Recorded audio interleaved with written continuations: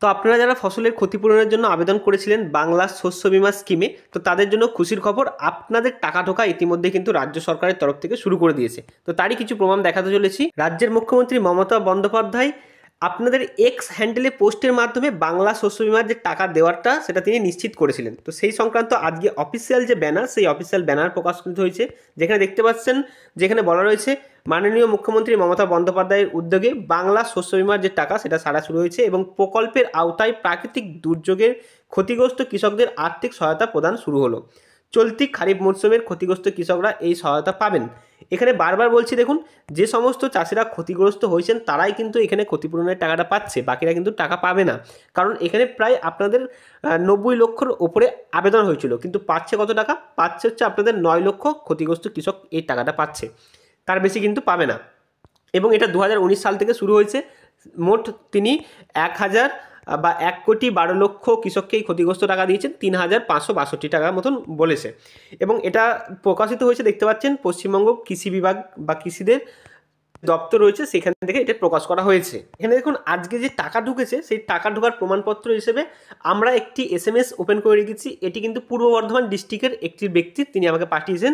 বাকি ডিস্ট্রিক্টগুলোও টাকা ঢুকছে, তবে কোন ডিস্ট্রিক্টের কবে টাকা ঢুকছে এইভাবে কোনো নির্দিষ্ট গাইডলাইন প্রকাশ করা হয়নি রাজ্য সরকারের তরফ থেকে। যার টাকা ঢুকে যাচ্ছে তো ঢুকে যাচ্ছে, তারপরে জানতে পারা যাচ্ছে। তো এই ব্যক্তিরা দেখুন 32,098 টাকা পেয়েছে, 32,098 টাকা পেয়েছে। তার বলে ভাবুন, প্রচুর পরিমাণে কিন্তু এই কৃষকটি টাকা পেয়েছেন। তো আপনিও কিন্তু এই টাকা পাবেন।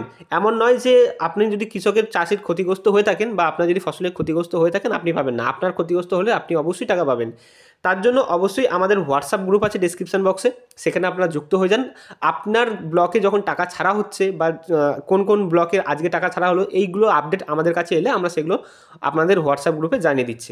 তো দেখুন, এখানে আমরা এনার পার্সোনালিটি বা পার্সোনাল ইস্যুর জন্য কিছু কিছু হাইড করে রেখেছি। দেখুন, বাজাজ অ্যালিয়ান্স এই তরফ থেকে, অর্থাৎ এই কোম্পানিটা কিন্তু আপনাদের ক্ষতিগ্রস্ত কৃষকদের টাকাটা পে করে থাকে রাজ্য সরকারের হয়ে।